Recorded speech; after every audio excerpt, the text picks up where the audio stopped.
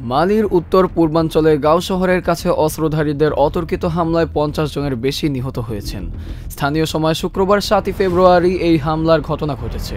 এক প্রতিবেদনে সংবাদ মাধ্যম ভয়েস অফ আমেরিকা এ তথ্য জানায়। মালির গাও শহর থেকে প্রায় 30 কিলোমিটার দূরের কোবে গ্রামের কাছে একটি গাড়িবহরে অতর্কিত হামলা হয়েছে। শনিবার 8 ফেব্রুয়ারি স্থানীয় একজন কর্মকর্তা বলেছেন, প্রাণ বাঁচাতে লোকজন যানবাহন থেকে লাফিয়ে পড়েছে। এখানে অনেক বেসামরিক নাগরিক নিহত ও আহত হয়েছেন। নিরাপত্তার কারণে নিজের পরিচয় প্রকাশে অস্বীকৃতি জানিয়েছেন এই কর্মকর্তা। তিনি বলেছেন, গাঁয়ের হাসপাতালে এখন পর্যন্ত 56 জনের মরদেহ রেকর্ড করা হয়েছে।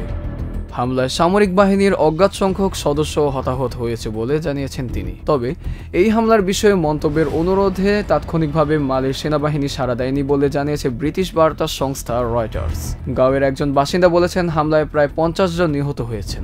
এছাড়া বেশ কিছু যানবাহন জ্বালিয়ে দিয়েছে হামলাকারীরা। Iftekhar Hossain, heaven tv.press।